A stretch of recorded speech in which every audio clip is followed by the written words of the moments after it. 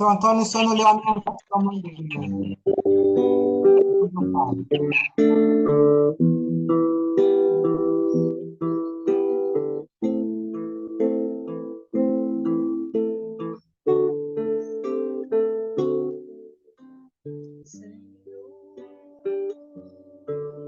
Quero te agradecer pelo dia que nasceu, pelos dias que vão vir, Senhor. Ouve a minha oração, ouve o meu coração a dizer obrigado, Senhor, a dizer obrigado, Senhor. Quero te agradecer pelo dia que nasceu, pelos dias que vão vir, Senhor. Ouve a minha oração, ouve o meu coração a dizer obrigado, Senhor, a dizer obrigado, Senhor, a dizer obrigado, Senhor.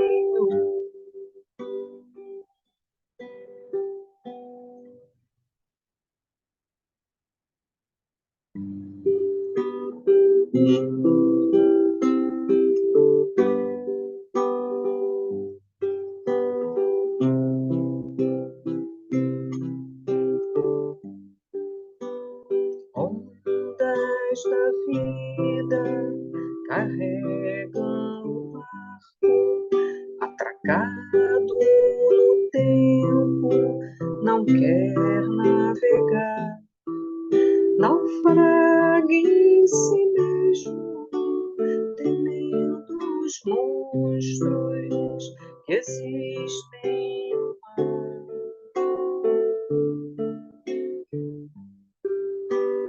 O monstro da morte consegue sozinho fazer com que barcos prefiram parar. Mas monstros não existem sequer nas mentiras contadas no mar. Vai, enfrenta as tormentas de além-mar. Isso as velas da coragem para lutar e ir além. Estrelas do bem vão te guiar.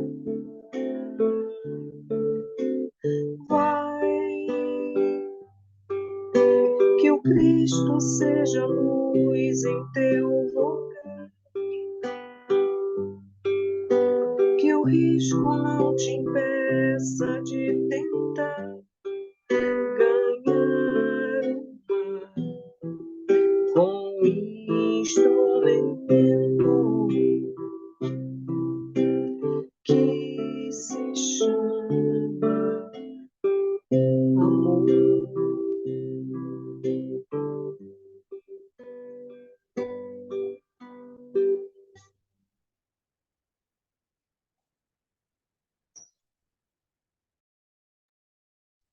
Então, gente, boa tarde a todos, sejam todos bem-vindos. E eu gostaria de saber se tem um voluntário para fazer a nossa prece e a página de abertura.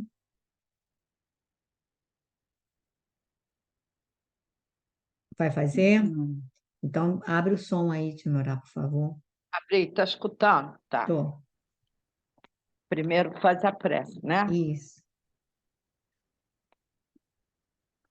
Senhor Jesus, amigos espirituais, Mãe amada Maria de Nazaré, nós te agradecemos pela essa oportunidade desse estudo, dessa reunião, nesse dia tão abençoado. Nós pedimos todo amparo, todas as bênçãos, e todos aqueles que estão aqui, encarnados, desencarnados, possamos aprender e assimilar tudo que for falado aqui, tudo que for estudado. Muito obrigada por termos esta casa que nos acolhe, nos abençoa, que assim seja. Eu leio e você comenta.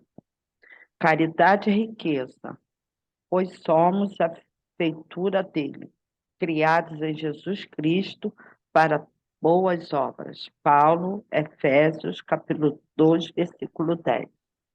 Se acreditas que apenas o ouro é base correntia da caridade, lembra-te de Jesus, que enriqueceu a terra sem possuir uma pedra onde repousar a cabeça. Descerrando o próprio coração, ele a espalhar os bens imarcessíveis do Espírito. Fez luzir a estrela da humildade à frente dos poderosos. Acentuou a alegria nas bodas singelas de Caná. Ensinou os discípulos a verdade sem afetação. Deu assistência aos enfermos, forneceu coragem aos desalentados, ministrou consolação aos aflitos, imprimiu visão nova aos olhos de Madalena, acendeu súbita claridade no ânimo de Zaqueu, envolveu em compassivo entendimento a incompreensão de Judas, cercou de bondade o esmorecimento de Simão Pedro, endereçou bênçãos de compaixão à turba desenfreada aos pés da cruz. Brindou o mundo com o esquecimento do mal, retomando-lhe o convívio depois do túmulo. Recorda, pois, que também podes distribuir das riquezas que fluem de ti próprio, cuja aquisição é inacessível à moeda comum. Oferece aprovação e estímulo ao bem, apoio e conforto à dor. Estende ternura e simpatia, concurso e fraternidade. Espalha compreensão e esperança entre aqueles com quem convives e recebe com gentileza e bondade aqueles que te procuram. Não guardes sobras na bolsa para atender aos planos da caridade.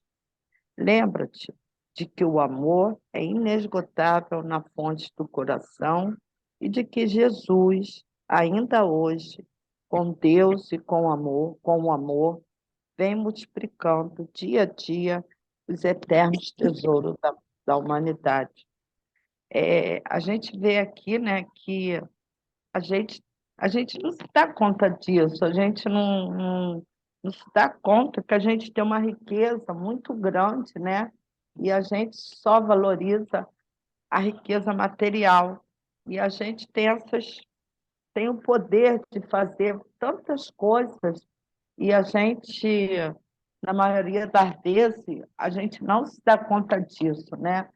E a gente ainda cai naquela tecla de, para eu ajudar alguém, eu tenho que ter dinheiro, eu tenho que ter, mas eu não tenho condição, então eu não posso fazer nada. Então a pessoa fica a vida inteira, às vezes, de braço cruzado, né? E ela não dá nada de si, a verdade é essa. E a gente tem tanta coisa que a gente possa oferecer e a gente não se dá conta disso. Pode falar aí, Pepita. Eu fico impressionada com a fala de Paulo, né? Cada vez mais eu fico assim, quando a gente penetra na linguagem, que ele diz assim, pois somos a feitura dele, criados em Jesus Cristo para as boas obras. Somos a feitura dele, ou seja, nós deveríamos nos moldar, quer dizer, na hora que a gente adota o cristianismo, deveríamos moldar o nosso comportamento, as nossas atitudes, no Evangelho, né? Que Jesus deixou suficiente, digamos, aqui mesmo ele faz uma enumeração de fatos, de procederes que a gente tem como modelo. E, no entanto, a gente só fala em Jesus na boca, fica no nível da nossa fala, da nossa palavra, mas na hora do testemunho, a gente tem uma dificuldade enorme de nos desprendermos daquilo a que somos apegados para a prática do bem, né? Tudo, quando digo desprendemos em tudo, no dinheiro, que às vezes a gente fica com coisa de, não, tem que saber se a pessoa vai usar, não vai usar, sei lá, mas também do nosso conforto, né? Quer dizer, eu não posso ajudar fulano porque sou super ocupada. Quando vai ver, a gente é super ocupado com coisas, às vezes, sem a menor importância, né? Nós temos uma série de compromissos que, se a gente for peneirar, gente, sobra pouco é essencial, né? O nosso essencial é mais supérfluo do que essencial, né? Então, quando ele diz, pois somos a feitura dele, ou seja, seríamos moldados nesse perfil do Cristo, criados em Jesus Cristo, ou seja, criados dentro do Evangelho, dentro desses conceitos, para agirmos como deveríamos agir, como ele agiria, né? E, no entanto, nós não temos ainda essa estrutura para dizer, não, a partir de agora eu serei assim. Porque Paulo fez isso, não é? Paulo fez isso. A partir daquele momento, ele rompeu definitivamente e foi assim uma vida de sacrifício atrás de sacrifício num processo de sublimação. E a gente, quando fala em sacrifício, repara, tá tudo muito bem. Falou em sacrifício, aí a gente já se encolhe para dentro da concha. Falou em renúncia, a gente se encolhe. Aí fica complicado, né? Mas aí vocês podem falar, Glorinha, Ana, São Antônio, Andréia. Vocês aí que conseguem assim seguir, né? Conseguem seguir aí o Os pessoal que exemplos. consegue. Porque ele deixou o exemplo, né? A gente é que não consegue. Ele só Não, mas deixou. você vê, Emmanuel, quando ele coloca aqui assim, como a Dinora falou, também podes distribuir das riquezas que fluem de ti próprio. Se a gente for olhar aqui, é algo que a gente poderia fazer, vamos dizer assim, da nossa vivência mesmo, né? Ó, estímulo ao bem, apoio, conforto à dor. Não é nada comparado ao que Jesus fez, porque antes ele vai dizer tudo o que Jesus, não é? Jesus, olha o que ele fez. Aí a gente olha e fala assim, não consigo nascer nada disso. Mas aí depois ele vem e fala, olha, mas você pode, do que você tem, né? Do que a gente tem da gente. E a gente, como Genaro falou, nem isso a gente consegue. A gente se bloqueia certa, com uma série de coisas, a gente, né? Primeiro a gente acha que não tem possibilidade, ou então a gente também, como Pepita falou, acha que tem que renunciar a muita coisa para poder, né, fazer isso ou aquilo. Então, a gente fica mesmo andando em círculos, né? Enquanto a gente se preocupa com o que o outro está fazendo, como o outro está procedendo, a gente não aprendeu, ainda não aprendeu a receita. Enquanto a gente fica preocupado, o fulano não faz, o outro não faz, fulano age assim ou assado, a gente ainda não aprendeu a receita.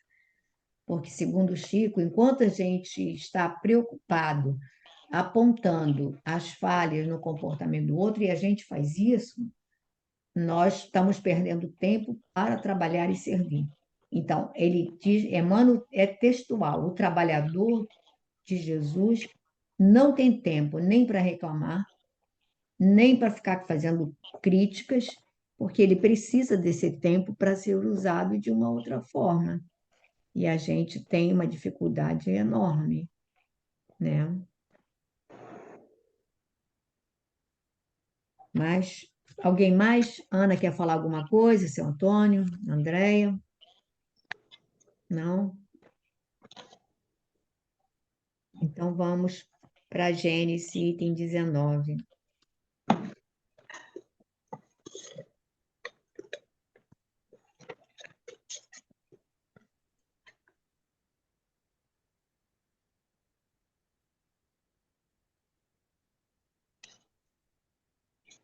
Nós hoje vamos começar o 18 ou o 19? 19.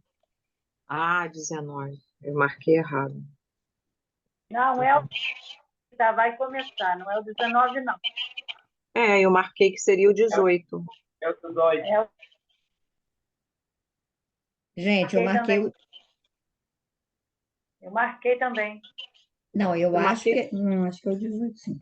Eu acho que 18 nós. não foi. eu marquei o 18, mas Eu acho que é o 18, sim. Não foi o 18, não. Eu acho que é o 19. O 18 nós fizemos. Eu coloquei aqui a lápis Santa Catarina 4/5/23 no 19. eu botei no 18. E ela que fez, Bom, Catiza. Eu acho que foi que vai ler o 18 mesmo.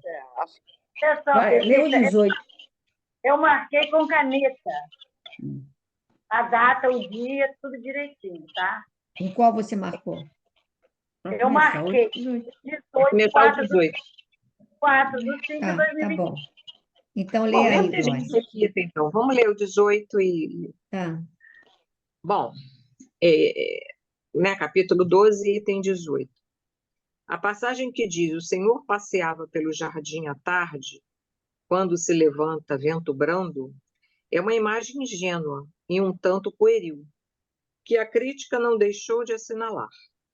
Mas nada tem que surpreenda se nos reportamos à ideia que os hebreus dos tempos primitivos faziam de Deus. Para aquelas inteligências frustas, incapazes de conceber abstrações, Deus havia de ter uma forma concreta, e eles tudo referiam à humanidade como o único ponto que conheciam. Moisés, por isso, lhes falava como a crianças por meio de imagens sensíveis. No caso de que se trata, tem-se personificada a potência soberana, como os pagãos personificavam em figuras alegóricas as virtudes, os vícios e as ideias abstratas. Mais tarde, os homens despojaram da forma a ideia, do mesmo modo que a criança tornada adulta procura o sentido moral dos contos com que a acalentar. Deve-se, portanto, considerar essa passagem como uma alegoria, figurando a divindade a vigiar em pessoa os objetos da sua criação. O grande rabino Vogue a traduziu assim: eles ouviram a voz do eterno Deus, percorrendo o jardim do lado de onde vem o dia. Bom, então aqui eu acho que está bem, assim, bem explicadinho, né? Que eu vejo, assim, lógico, essa figura de Deus passeando pelo paraíso, é que Deus, ele está na nossa consciência, ele está em tudo, ele é onisciente, ele é onipresente. Então Deus, né? Ele está em todos os locais, e essa presença a gente não tem como se desvencilhar disso, né? E é óbvio que naquela época, e até bem pouco tempo, eu quando era criança, eu também achava que Deus era um velhinho de barba. Então ele vai fazer uma analogia aos povos pagãos que precisavam, né,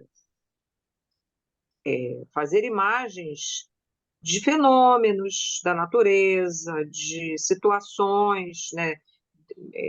Deusa da caça, deusa da agricultura, Deus do fogo, Deus do relâmpago, né?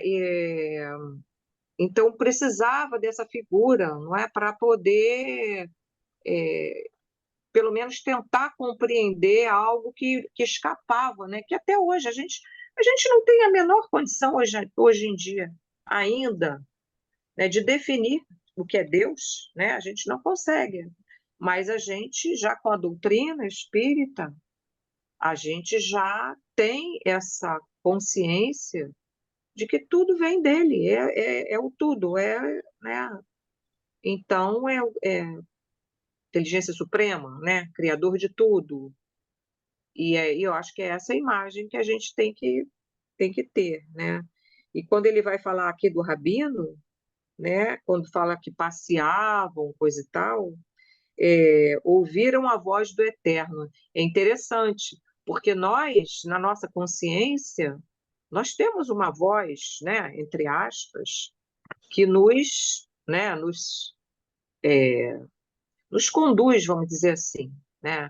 Então, uma atitude que a gente sabe que está, a gente é como se algo nos alertasse, né? A gente fala que é a nossa consciência, mas isso é a presença mesmo da lei divina, né?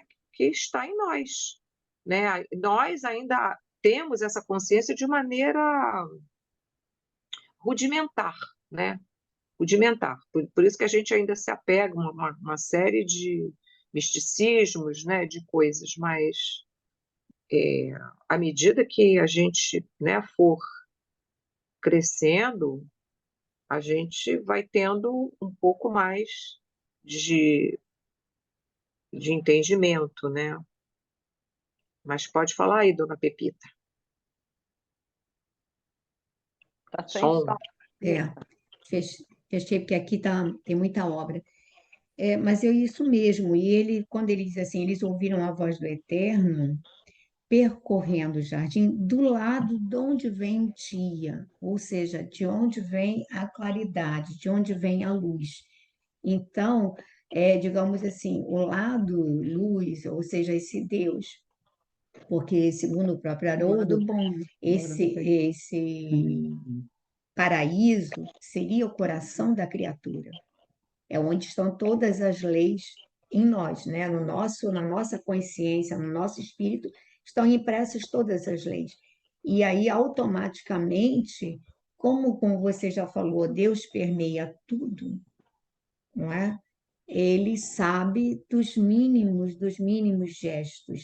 E aí, os espíritos mais sublimados, à medida que eles vão se purificando, eles vão adquirindo ou vão desenvolvendo essas potencialidades divinas, que é algo assim impressionante, que um dia a gente vai ter.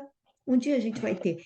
Então, por exemplo, o Neio Lúcio, quando ele manda mensagem para o filho, para a nora, para todo mundo, falando, né, da Santa Cecília, que é, na realidade, aquela a Deusa da personagem luz. que 50 anos Depois. depois, né, que ela foi canonizada na Igreja Católica, deveria ser Marina, mas foi com Santa Cecília, foi canonizada. Então ela foi homenageada nos planos superiores da vida, lá em outras instâncias, ele foi até lá.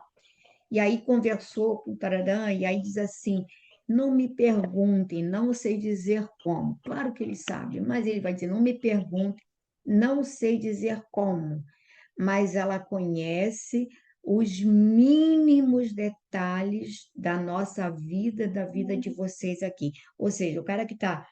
Ele não precisa estar, e a gente diz assim, não, porque o espírito me acompanha.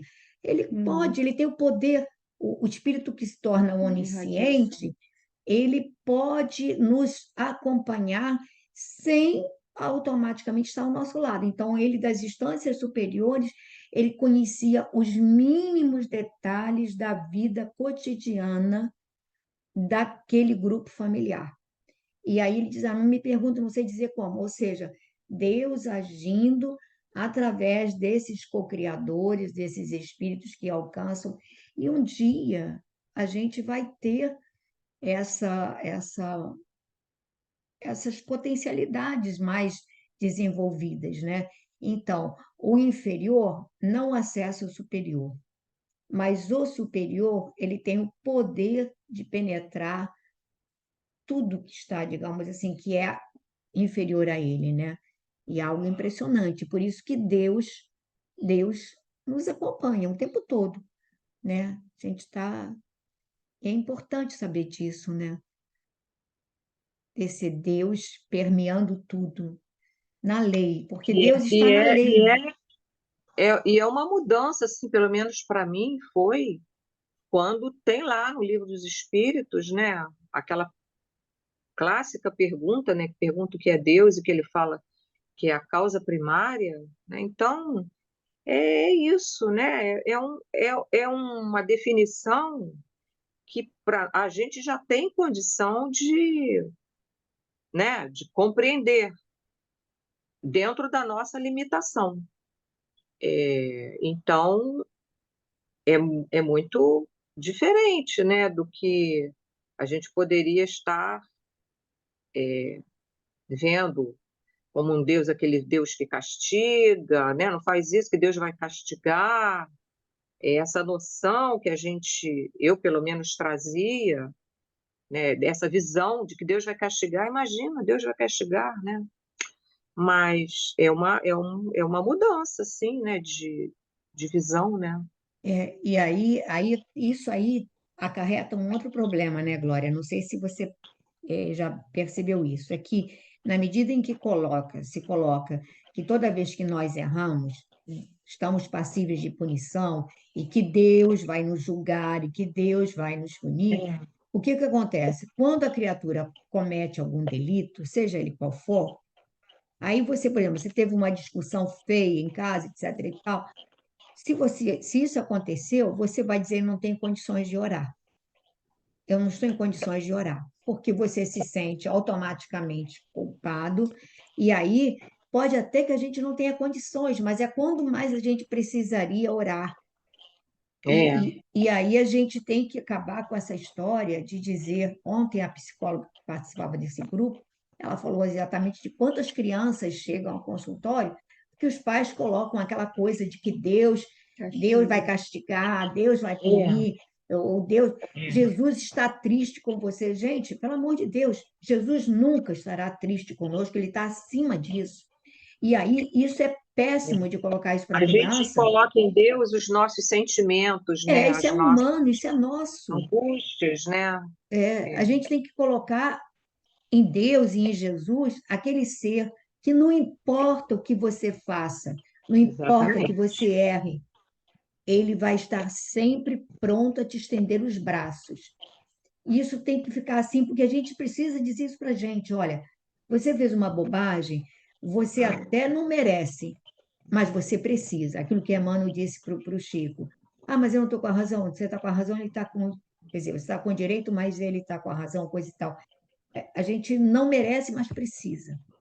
Então, a gente tem que trabalhar isso na hora que a gente coloca para a criança, porque é uma responsabilidade enorme estar reforçando para uma criança numa casa espírita esse conceito de Deus que castiga, de Deus que se eu não agir conforme a gente espera, ele não gosta de mim, né? E aí isso é muito ruim, né?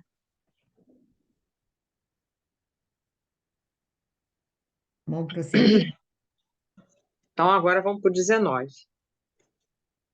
Se a falta de Adão consistiu literalmente em ter comido um fruto, essa falta não poderia, incontestavelmente, pela sua natureza quase pueril, justificar o rigor com que foi punida. Não se poderia tampouco admitir, racionalmente, que o fato seja qual geralmente o supõe.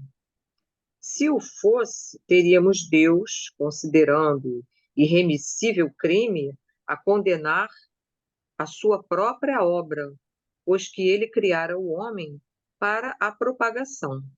Se Adão houvesse entendido assim a proibição de tocar no fruto da árvore, e com ela se houvesse conformado escrupulosamente, onde estaria a humanidade e que teria sido feito dos desígnios do Criador? Deus não criara Adão e Eva para ficarem sós na terra. A prova disso está nas próprias palavras que lhes dirige logo depois de os ter formado, quando eles ainda estavam no paraíso terrestre. Deus os abençoou e lhes disse: crescei e multiplicai-vos, enchei a terra e submetei-a ao vosso domínio. Gênesis capítulo 1, versículo 28. Uma vez que a multiplicação era lei já no paraíso terrenal, a expulsão deles dali não poderia ter tido como causa o fato suposto. O que deu crédito a essa suposição foi o sentimento de vergonha que Adão e Eva manifestaram ante o olhar de Deus e que os levou a se ocultarem. Mas essa própria vergonha é uma figura por comparação. Simboliza a confusão que todo culpado experimenta em presença de quem foi por ele ofendido. Então, aqui ele vai dizer o seguinte, que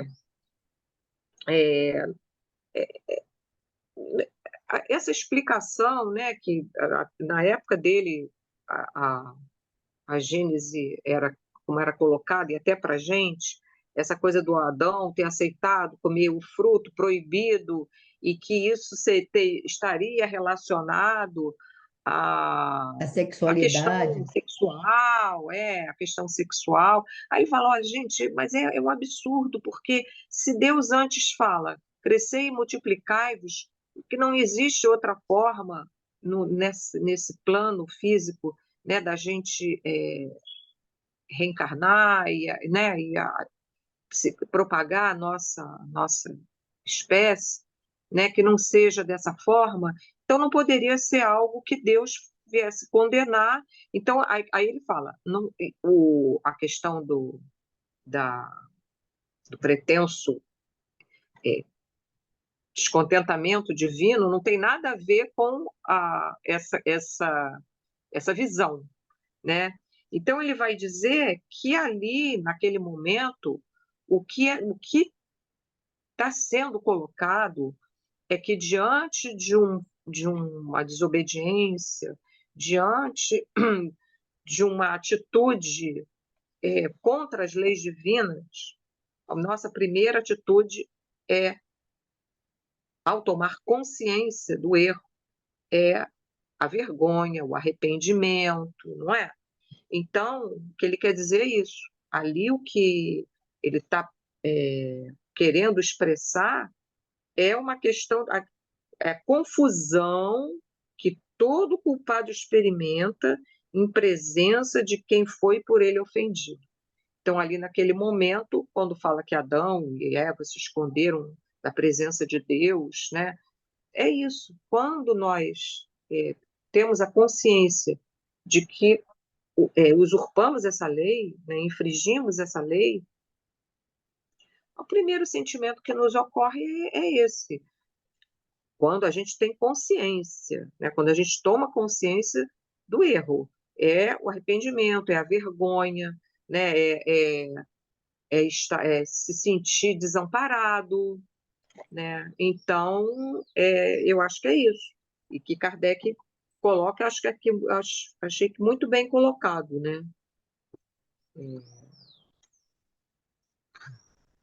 Se alguém quiser falar mais alguma Não, coisa. é isso mesmo, né, Glorinha? Ele tira exatamente toda essa coisa mítica que foi colocada, esse tabu que existe. Sempre houve um É, tabu com relação à sexualidade. E é, aí foi a igreja, isso aí é coisa que a igreja fez questão de alimentar para já é, criar essa coisa do pecado, né? é, E foi alimentado, né? é, exatamente. E ainda, né, foi, isso mesmo, foi deturpado, né? É. Deturpado, porque né, a gente sabe que Uhum. e hoje, né, que o problema é que ninguém poderia, ninguém pôde durante um milênio contestar o que a Igreja católica Verdade. colocava, dizia. A não ser que Então, quisesse, a não ser que quisesse virar churrasquinho na fogueira, né? além de não ter acesso aos textos bíblicos, né? É, Ninguém é. tinha. Bom, dá tempo ainda do Dá, 20? acho que dá, Dá. acho que dá. 20. Qual, então, em definitivo, a falta tão grande que mereceu acarretar a reprovação perpétua de todos os descendentes daquele que a cometeu, né, que cometeu essa falta? Caim, o fratricida, não foi tratado tão severamente. Nenhum teólogo a pode definir logicamente, porque todos apegados à letra giraram dentro de um círculo vicioso. Sabemos hoje que essa falta não é um ato isolado, pessoal, de um indivíduo, mas que compreende, sob um único fato alegórico, o conjunto das prevaricações de que a humanidade da Terra, ainda imperfeita, pode tornar-se culpada e que se resumem nisto: infração da lei de Deus. Eis porque a falta do primeiro homem, simbolizando este a humanidade, tem por símbolo um ato de desobediência. Mas é isso mesmo, o Haroldo Dutra coloca, traz essa explicação, né, do Kardec, né, de que ali o que é retratado né, E quando vai falar do Caim, né, por que essa reprovação perpétua de todos os descendentes, né? É porque, segundo ele coloca, essa foi a herança que que nos foi deixada. Em vez da gente buscar desenvolver essas potencialidades divinas que trazemos, nós optamos por outros caminhos e ainda percorremos esse mesmo caminho, e com isso fica lá simbolizado, né, que a descendência de Adão e Eva vai culminar num fratricida, né, num É, o, assassinato. Depois ele vai colocar isso, né? o Haroldo, ele faz questão de dizer que, digamos assim, quando a criatura, o grande erro é esse desvincular-se de Deus. Quer dizer, quando a gente coloca os desígnios divinos como o ponto central de nossa vida, Deus estaria, ou seja, Deus e a lei divina estaria Exatamente. como o elemento primordial de nossas vidas e nós viveríamos em função desse respeito a essas leis, a essas orientações divinas. Quando nós nos recusamos a acatar os desígnios divinos, é um ato de rebeldia, colocamos o que os nossos interesses no centro de nossas existências. E a partir daí é que nós vamos ter uma série de provações e sofrimentos que não são castigo, mas são o resultado das escolhas equivocadas porque estamos distanciados de Deus. Deus continua lá, mas nós nos distanciamos, nos escondemos dele, ou seja, e aí a gente vai, é um E rosário aí de é isso. sofrimentos. Aí culmina, né, que a gente pode interpretar de diversas maneiras, a perda do paraíso. É a perda do equilíbrio, não é? É a perda de tudo que você poderia estar desfrutando e não está, né? Enfim, isso tudo, né, vai nos empurrando, né, para uma sucessão de,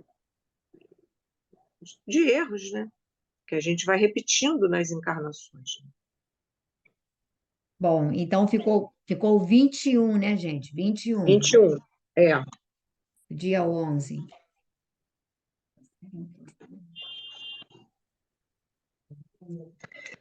Então, vamos aqui para obreiros da vida eterna.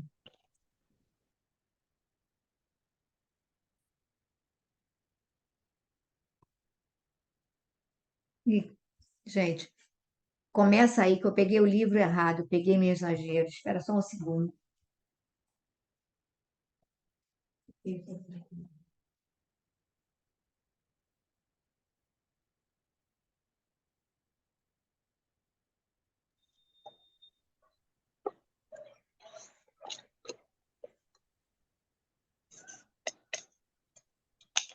Alguém pode dizer onde parou? Semana passada eu não. Olha, nós estamos.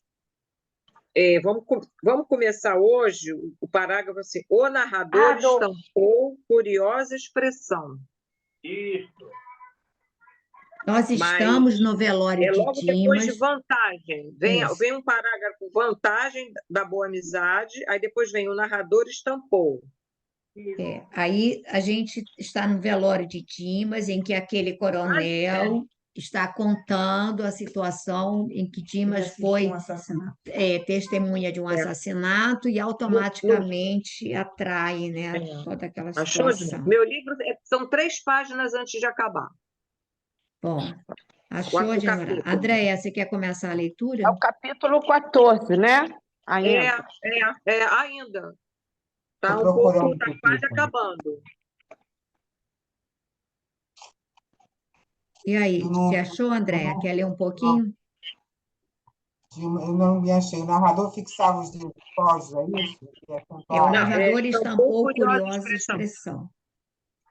Estampou, o narrador estampou. Curiosa expressão no rosto e rematou apagando o cigarro. Aí vem um travessão. Tá. Tudo passa. Morreram a vítima, a adúltera, o assassino, o confessor. E agora, a testemunha.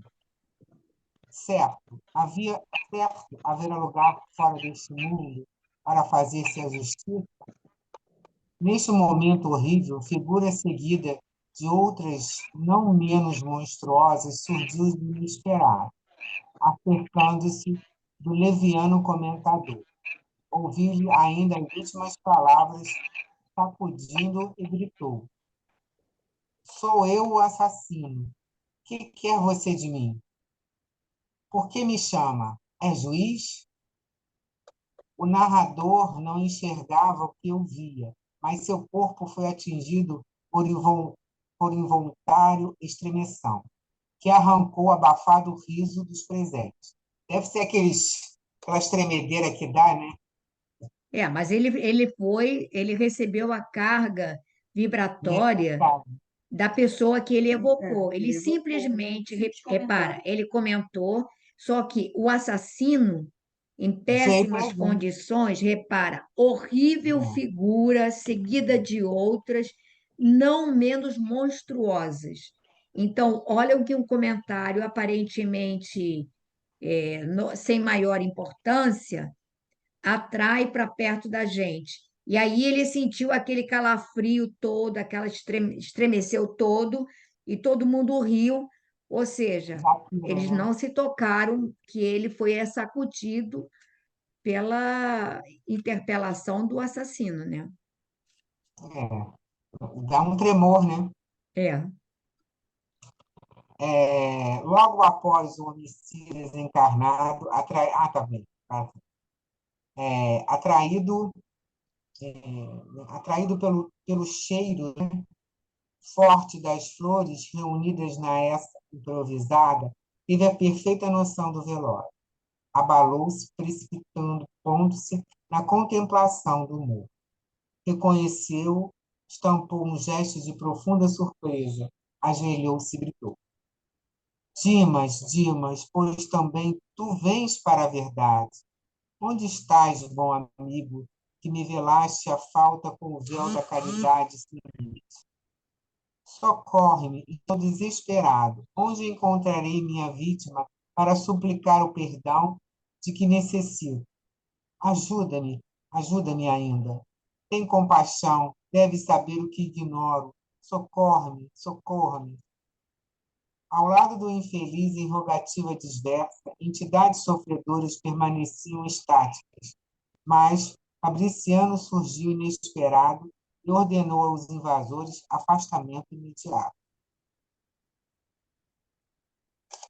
Continua, né?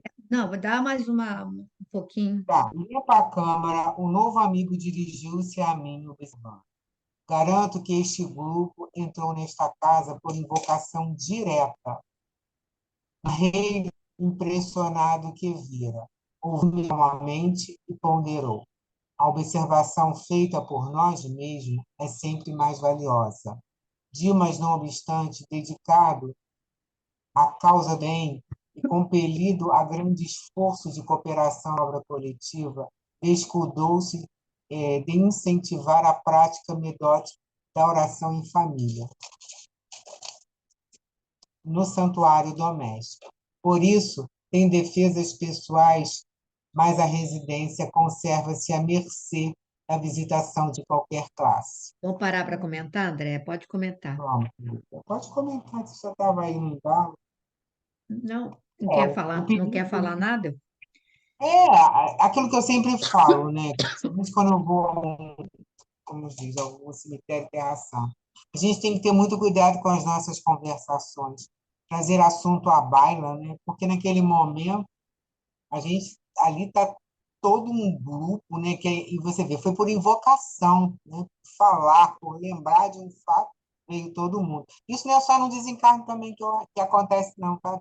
Até nas nossas próprias falas, dentro de casa, dentro de uma colocação que a gente viu que nos impressionou, a gente acaba repetindo.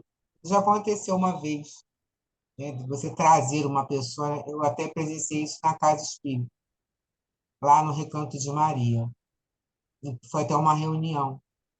E eu presenciei a chegada de alguém, entendeu? Naquele momento. Tem muito tempo isso. Que chegava, acho que foi um homicídio. E aí veio aquela pessoa rapidamente ali, no meio. Falei, meu Deus. Mas ao mesmo tempo que chegou, né, teve a defesa naquele momento da casa para aquilo. A gente tem que ter cuidado. Não, aí vem aquela tal história das nossas conversações antes das reuniões, certas brincadeiras, que às vezes a gente brinca achando que não tem nada demais, mas a gente, tudo, né? O nosso pensamento, ele é matéria, né? Existem as formas de pensamento. Então, automaticamente, quando falamos qualquer coisa, nós emitimos, jogamos no ar aquela ideia, ela se materializa. E E ela se materializa. materializa com o nosso olhar, quer dizer, como é que eu olho aquela situação?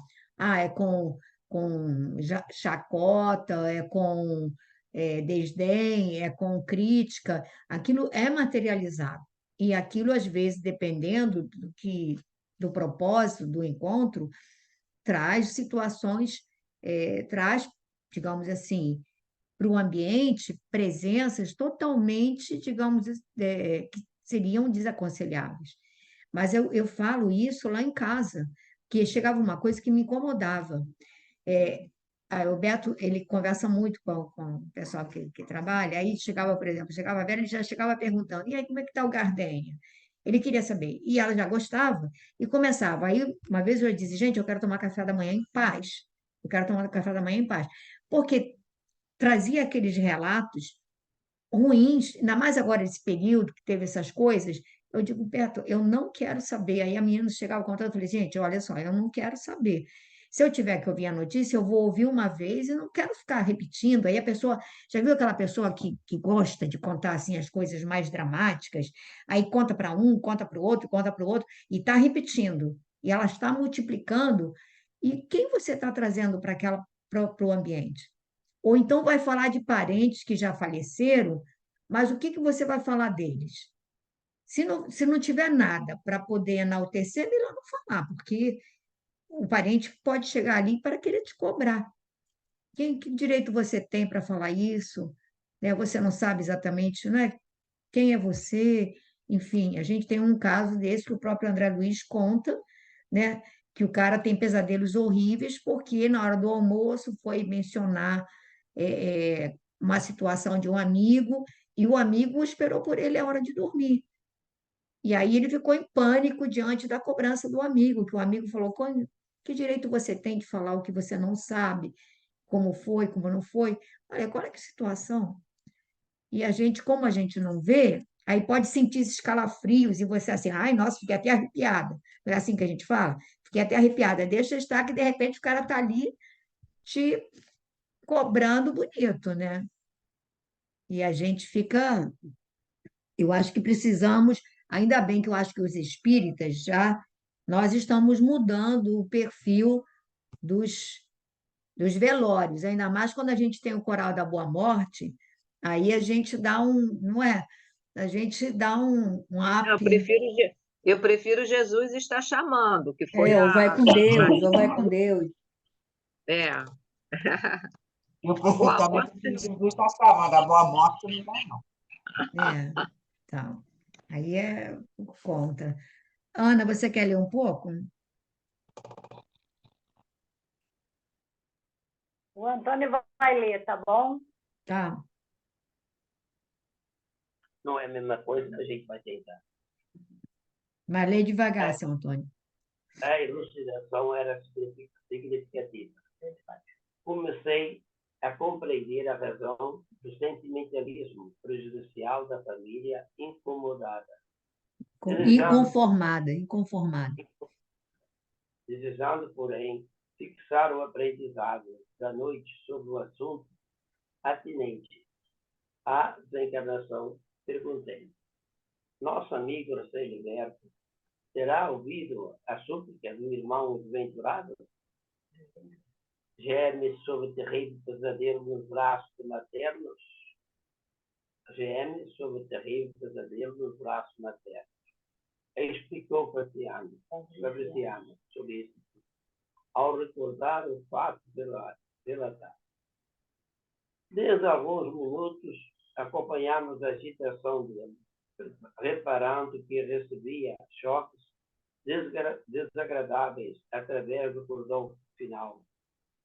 Ouvindo e vendo os quadros invocados, insisti perguntando.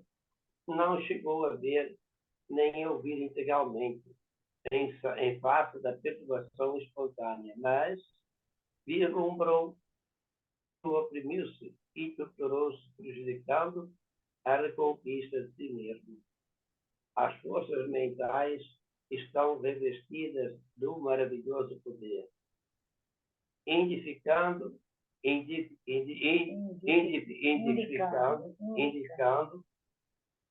que continuava conversando aceituoso sem aspereza. Nossos amigos da esfera carnal são ainda muito ignorantes para o trato com a morte. Ao invés de trazerem pensamentos amigos e reconfortadores, preces de auxílio e vibrações paternais, atiram aos desencarnados as pedras e os espinhos que deixaram nas estradas percorridas. E, por isso, que foi enquanto os que entregam despojos aos solitários necrotérios da indigência são muito mais felizes. Ainda não havia terminado de todas as considerações quando a esposa de Dimas, num acesso de pranto, levantou-se do leito e em que repousava e adiantou-se para o cadáver, repetindo-lhe o nome comovedoramente. Dimas, como ficarei? Estaremos separados então para sempre? Dá uma paradinha, seu Antônio. Na realidade, eu queria reforçar uma coisa do que foi lido antes, a que a Andréia leu, que não foi comentada, a gente até brincou e não foi comentada. Então, mas eu queria reforçar isso. Quando ele diz assim, Dimas, não obstante dedicado à causa do bem e compelido a grande esforço de cooperação na obra coletiva, descuidou-se de incentivar a prática metódica da oração em família, no Santuário do México. Por isso, tem defesas pessoais, mas a residência conserva-se à mercê da visitação de qualquer classe. Olha, eu cheguei, botei uma interrogação aqui, porque teoricamente, a gente sabe que se você mantém a oração, aquela coisa toda, quando, Mas será que ele não quando fazia dele? Jesus fala, né, que tem aquela passagem que tu te salvarás e a toda a família, quer dizer, as pessoas que praticam, né, o evangelho, vivenciam o evangelho, eles salvam a si e a toda a família. E aqui ele deixa claro que ele tinha proteção pessoal, mas que o lar não merecia essa proteção. Ele não havia educado os familiares para o cultivo da prece e para, digamos assim, embora eles vissem o comportamento dele, o exemplo, eles tinham tudo isso, eles tinham um exemplo vivo, mas mesmo assim, você vê esse desespero todo diante da morte, ou seja, eles não estavam preparados, aquela coisa de que a gente não força, coisas espirituais a gente deixa por conta, e a gente vê que não é por aí. Você tem filhos? Ah, mas eles não gostam. Vai chegar uma hora que ele vai poder dizer: olha, não quero saber, mas que você tem que semear alguma coisa, tem que semear. Em algum momento vai florescer. Porque aqui você vê, é o que ele deixa claro que a casa, o lar dele não tinha proteção, havia uma proteção particularizada para ele, mas não para a família. Então, a gente não consegue ficar nem na aba do outro, dizer que estou na aba, né, porque né, não está. Aí eu fico pensando também nos nossos lares, né? Fico pensando nos nossos lares, nos filhos que a gente tem, né, nos outros componentes, no gosto, nas práticas, nos assuntos, tudo isso, né? Aí eu fico imaginando que é difícil, é difícil. Quer dizer, quando você, por exemplo, aí você e seu Antônio, atualmente vocês têm a Daniele se esforçando bastante para, não é? Então, vocês têm uma obrigação moral de manter um ambiente mais do que equilibrado. Glorinha tem lá o Renato, né, pessoal? André está sozinha, tá, não tem nem botar, não pode botar desculpa em ninguém, né? Mas aí a gente que você tem uma, eu digo, fico imaginando quando às vezes meus filhos vão para minha casa, eu digo, gente, é uma dificuldade para eu manter os meus horários, para que haja respeito pelos meus espaços, porque, enfim, é outra compreensão. E eles não entendem, não. Eles acham que eu é que sou fanática, eu que sou assim, o meu rigor com os meus horários, com a preservação das minhas atividades, eles acham que é fanatismo. Coitada, tipo assim, coitada, minha mãe tá, sim, fanática, mas eu acho que aqui eu fiquei bem preocupada com isso. Vocês não? Realmente é Fala, preocupante. Glorinha.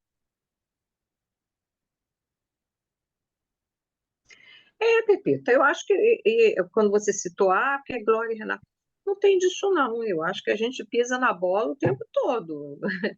Então, mas é como você falou, a gente tem que tentar segurar, né? Mas ainda assim não é fácil não, não é fácil não, tá? Tanto é que a própria esposa do Dimas, ela não tinha esse aprendizado espiritual, porque ela veio chamar para o Dimas, e agora? Como se querer sozinha para sempre? Se ela realmente também estivesse ao lado do Dimas na parte do estudo espiritual, ela não falaria o que falou aí.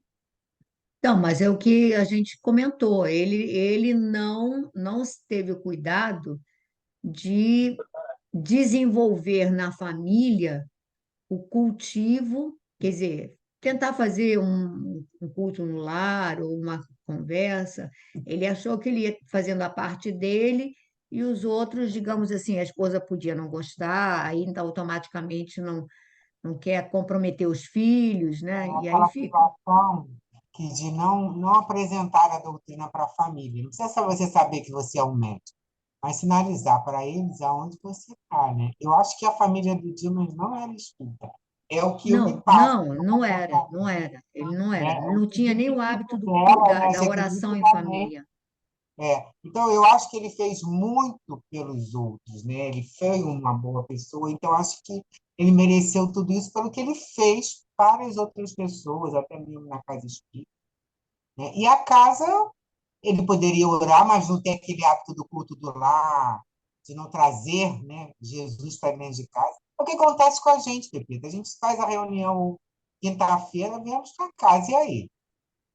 Né? A gente cansa de saber que dá um braço, não dá, a gente esquece tudo pelo caminho. E a gente, nem eles, né? É. Então, essa coisa da proteção do ambiente da nossa casa, a gente tem que ter. Está queimando alguma coisa? Acho que está queimando feijão. Será que ela esqueceu no fogo? Desculpa, gente. Está subindo aqui um. Então, eu acho que a gente tem que levar isso a sério. Tem que levar isso a sério. Da, do ambiente familiar, da proteção do ambiente familiar. Tem que levar, porque é complicado, né? Bom, vamos prosseguir um pouquinho mais. Dinorá, lê um pedacinho, ou Ana quer ler um pedaço agora? Posso ler. Tá bom. Como Fabriciano se dirigisse apressado para o quarto humilde em que permanecia o desencarnado, acompanhei-o.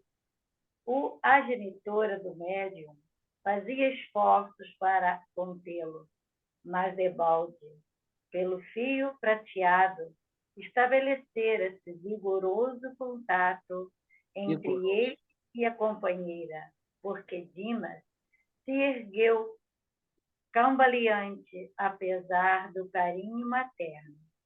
Estava lívido, semilouco.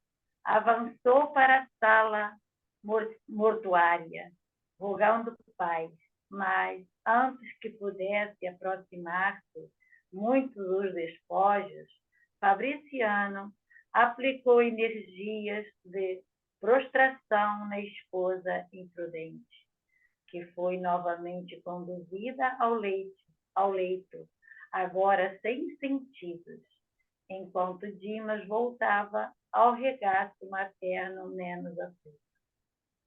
O amigo esclareceu-me sereno. Há situações em que o drástico deve ser medida inicial. Nosso irmão muito fez pela harmonia dos outros durante a existência e merece libertação pacífica. Sinto muito no Não, dever, sinto-me, pois, no dever, sinto-me, pois, no dever de garanti-lo. de garanti-lo para que se desembaraçe dos últimos resíduos que ainda o inclinam à matéria densa. Outros amigos e afeiçoados do médium chegaram ao ambiente doméstico, interessados em ajudá-lo, e como a noite ia muito alta, despedi-me dos companheiros, pondo-me de regresso ao acolhedor asilo de Fabiano. No outro dia, ao me avistar, disse-me o assistente Jerônimo, após a saudação inicial: espero, André, que o velório lhe tenha trazido úteis e instrutivos ensinamentos. Sim, o estimado assistente falava com muita propriedade e razão. Eu aprendera muito durante a noite. Aprendera que as câmaras mortuárias não devem ser pontos de referência à vida social, mas recintos consagrados à oração e ao silêncio. Aqui termina. Como pudemos aqui ver, o que aconteceu com o Dimas, com esse desespero da esposa, né? O que pode acontecer no nosso lar, porque também vamos partir um dia.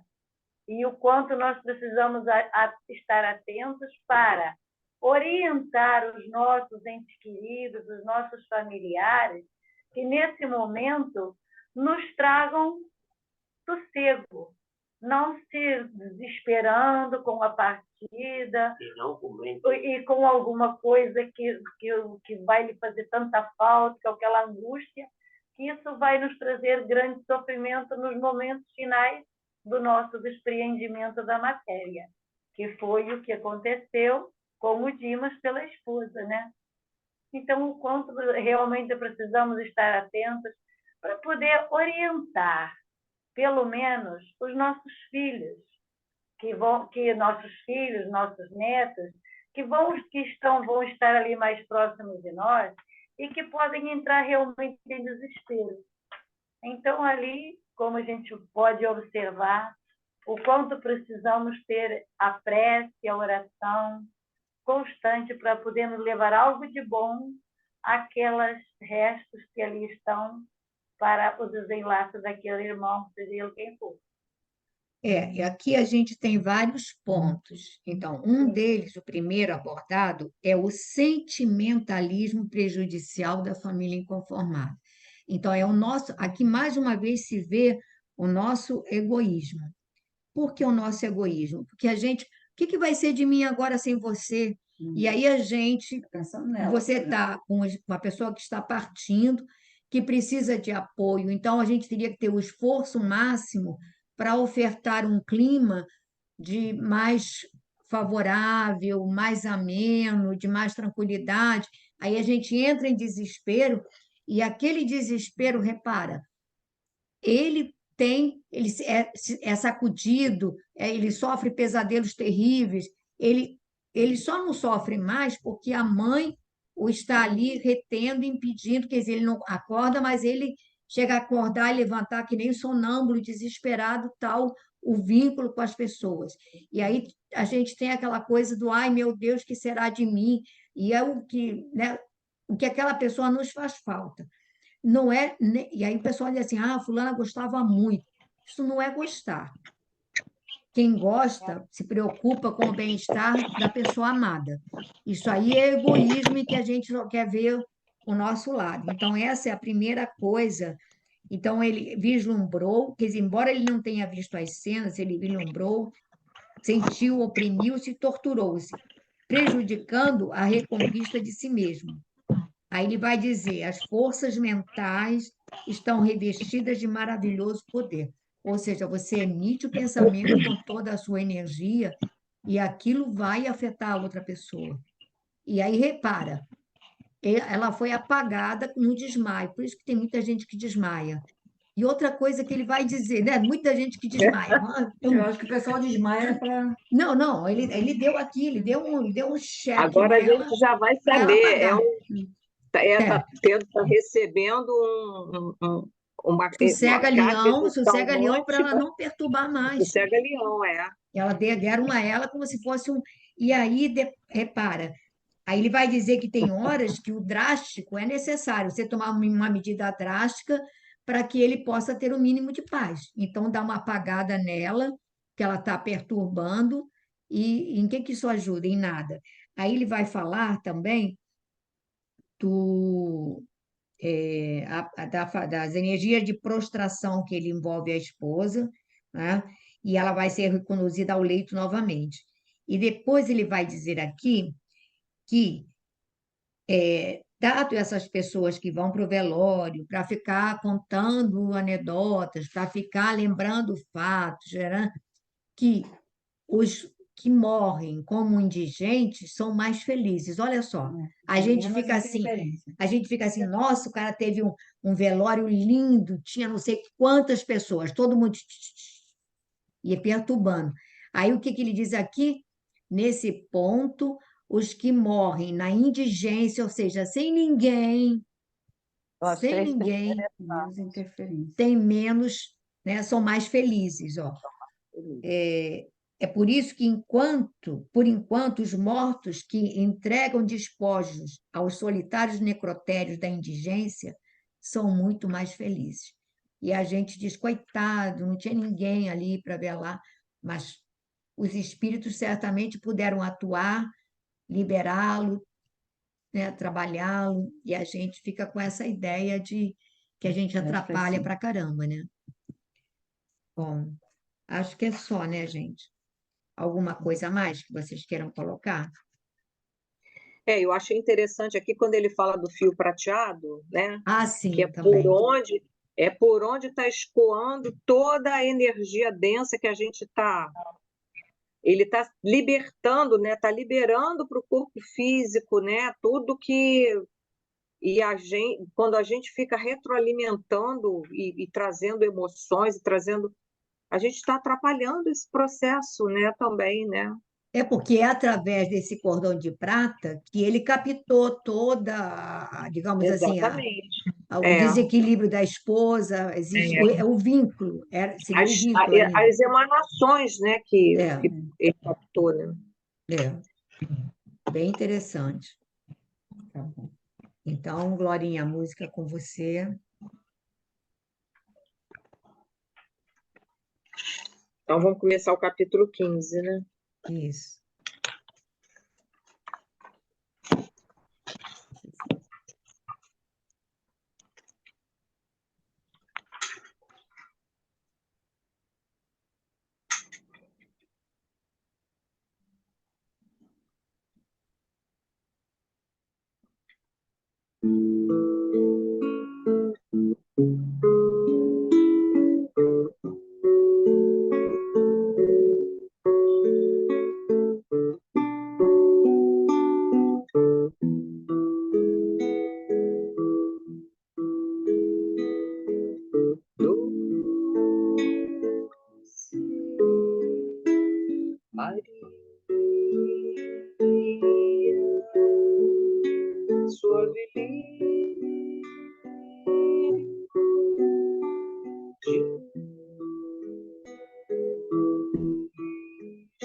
Vem ouvir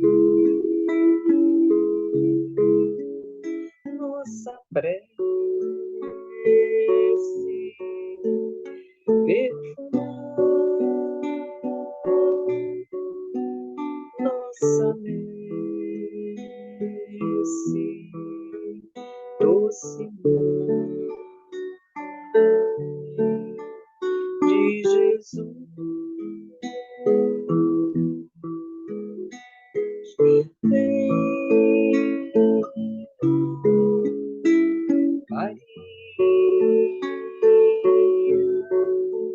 Socorrer que sofrem peregrinos da dor, suplicando o teu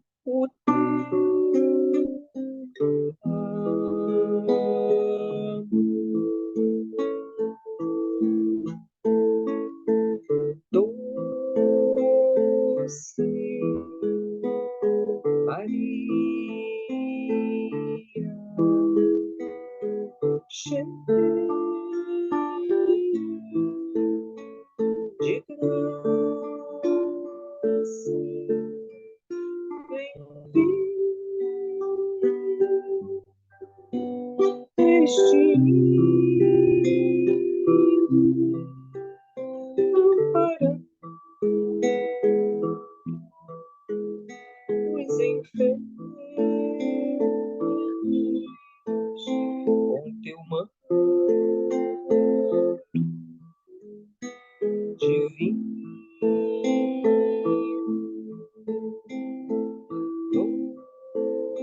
doce Maria, cheia de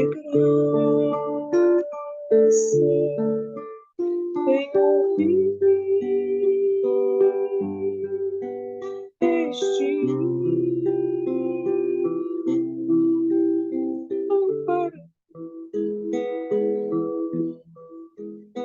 os enfermos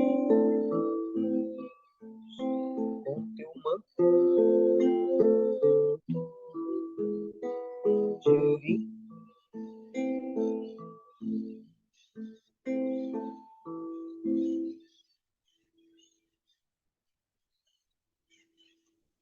Então, nesse momento, te agradecemos, Senhor, a oportunidade que nos reúne em Teu nome para o estudo dessas obras que nos trazem tanto conhecimento, tantas informações preciosas. Obrigada, Senhor, pelo acesso a essas obras, pelo acesso a esta doutrina de luz que hoje norteia nossos passos, nossas vidas. Te pedimos, Senhor, que nos abençoes hoje e sempre, para que as sementes do bem possam germinar em nossos corações e tenhamos a força e a determinação para arrancar o joio que cresce junto. Ajuda-nos, Senhor, a combater as nossas más tendências, a combater os nossos desvios das emoções. Te pedimos ainda, Mestre querido, que abençoes a todos os espíritos que participaram conosco desse estudo, que abençoes a todos aqueles que em Teu nome nos tutelam e nos amparam. E assim, Mestre querido, que este estudo possa ter sido bom, preparando os corações para o trabalho de logo mais. Fica conosco agora e sempre, que assim seja.